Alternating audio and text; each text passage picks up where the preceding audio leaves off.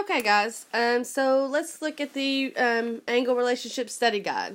So I'm only going to do a couple of the problems with you on each page, and then you're going to be required to do the rest on your own. Okay? So, I can identify angle relationships when parallel lines are cut by transversals. So we have line X and Y are parallel lines cut by a transversal. So we need to identify the type of angle relationship, whether it's corresponding vertical, alternate interior, or alternate exterior, and then show in the following pairs of angles. So we're going to look here at angle 1 and angle 8, and we're going to look at what is their angle relationship. Well, this is angle 1, and this is angle 8. So they are both outside of the parallel lines, and they are opposite the transversal. So the angle relationship that they are would be alternate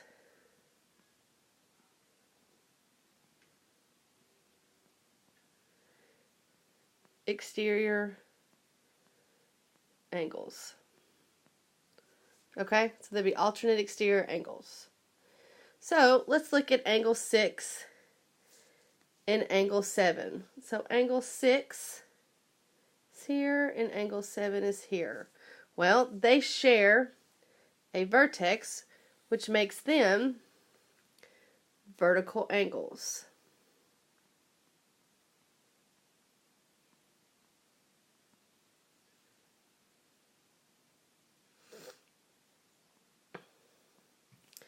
Okay, so let's look at angle 8 and angle 4. So here's angle 8 and here's angle 4. Well, looks to me like they are in the same location, or excuse me, same position, different location. And I know that that means that they are corresponding angles when they're in this relatively the same place, just a different location. So these are corresponding angles. And then we have angles 3 and angle 6.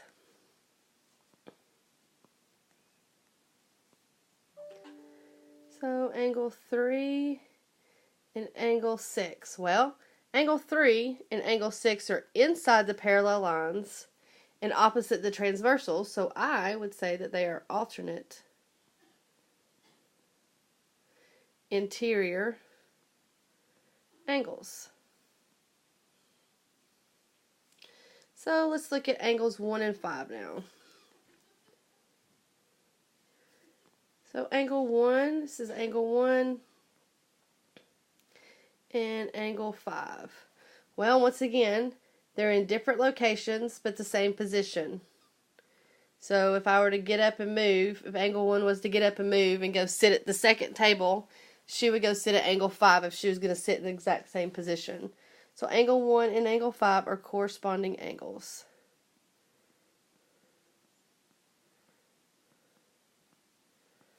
Okay.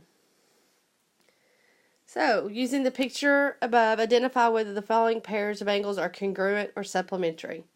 Well, okay, so let's look at angle 1 and angle 5. We just got finished looking at those. Well, they're corresponding, and corresponding angles are always congruent to each other, which means that they're the same angle measurement.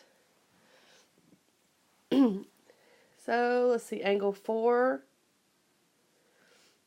and angle 5, they are alternate interior angles, which makes them congruent.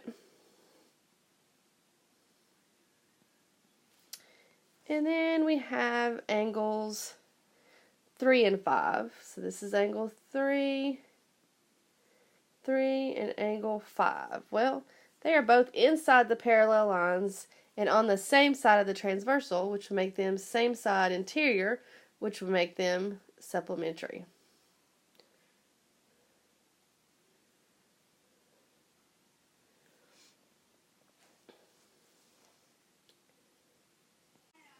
Okay, so let's look at number 9. This is line P is parallel to line Q. Find the measure of angle 7 if the measure of angle 2 is 75 degrees. Well, we're looking for this measurement right here, and this tells us that measurement angle 2 is 75 degrees. So I am going to look at my lines, and I'm going to see that both of these angles are outside of the parallel lines, and they're opposite sides of the transversal, which makes them alternate exterior angles, and alternate exterior angles are always congruent, which makes the measure of angle 7 equal 75 degrees, because alternate exterior angles are congruent. So if the measure of angle 2 is 75, then the measure of angle 7 is 75 as well. So you can do number 10 and 11 on your own.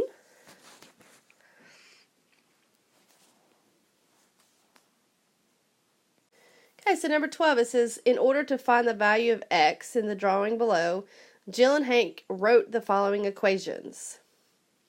Whose equation is correct? Explain your reasoning. Well, let's look. Let's look and see what we can determine about these two angles to begin with. So we have this angle and this angle. Well, I don't see an actual relationship, a pair here. So what I need to do is I need to find a relationship with this angle that I still have highlighted to another angle, which would have a relationship with this angle up here, the 7x plus 10. So I know that this angle and this angle are what you call straight line angles, adjacent angles, linear pairs. We said that they have all kinds of different names, and that they are supplementary. So if they are supplementary, that this angle and this angle would look different.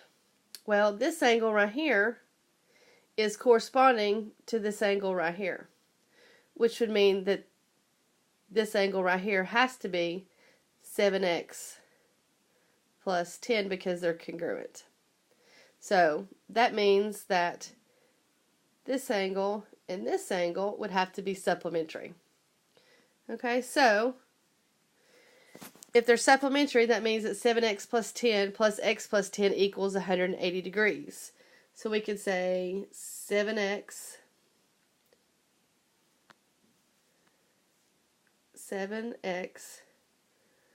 plus 10 plus x plus 10 equals 180 degrees. I notice that these answers over here are simplified. So I'm just writing out the entire equation over here, so then I can go ahead and simplify everything. So I'm going to put my like terms of variables in a box. So it gives me 7x and 1x, which gives me 8x. And then I'm going to put my constants in circles, and 10 plus 10 gives me 20, and that equals 180 degrees. So I can compare it to Jill and Hank. Well, clearly, Hank is correct. So whose equation is correct? So we're going to say Hank is correct.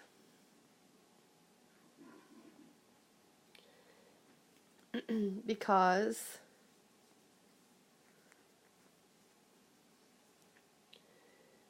the angles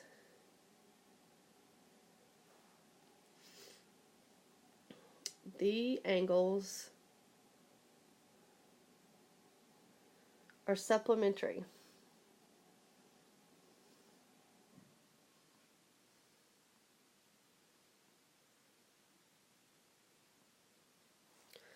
Not congruent. Okay. Okay, so let's look at number 12 here. It says find the value of x and find the measure of each marked angle. Well, we needed to determine what the angle pair is. And it looks like this angle pair and this angle pair, once again, I don't necessarily see a relationship. So I'm going to say, well, this angle right here is corresponding to this angle, so that means that they're congruent. And this angle here is supplementary to this angle here, which makes this angle 8x. So that means that this angle, 8x, and 12x are supplementary. So we would just say 8x plus 12x equals 180 degrees. Okay, so we're going to add 8 and 12 together and get 20x equals 180. Then we're going to divide both sides by 20. And we're going to get x equals 9. So our angle measure would be 8 times 9, which is 72 degrees. And then we have 12 times 9, which gives me 108 degrees. Okay? So let's look at number 14. It says find the value of x and find the value of each marked angle. So we're looking for this angle and this angle. So these are alternate exterior angles because they're outside of the parallel lines and opposite the transversal. So that means that they're congruent. So we would simply say 2x plus 54 equals 4x minus 6. So this is just an equation with variables on both sides. So now I have to subtract 4x from this side and this side. So that gives me negative 2x plus 54 equals negative 6. So now I'm going to subtract 54 from both sides, because what I do on one side I have to do on both. And I have negative 2x equals negative 6 minus 54, which gives me negative 60. I'm going to divide both sides by negative 2, and I'm going to get x equals 30. So, to find the angle measurements, I need to say 2 times 30 plus 54. Well, 2 times 30 gives me 60, plus 54 gives me 115. Okay? So I have one angle measurement of 115 degrees. And then I have 4x minus 6, so I have 4 times 30 minus 6. Well, 4 times 30 gives me 114 minus 6. Oh, I'm sorry, not 114. Did my math a little bit wrong there. Let's start that over again. 4 times 30 is 120 minus 6, and that gives me 114.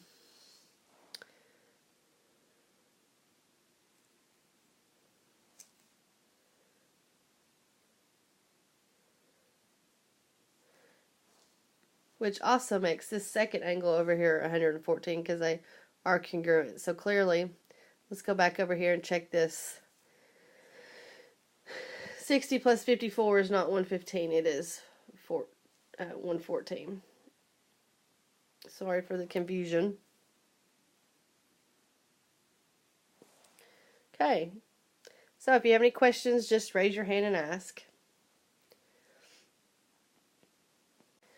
Okay, so 15, 16, and 17. It says draw a line connecting each triangle to the equation that could be used to find the value of x and then to the correct value of x. Not all equations and values will be used. So I'm just going to do number 15. And so I know that the sum of the interior angles of a triangle equal 180 degrees.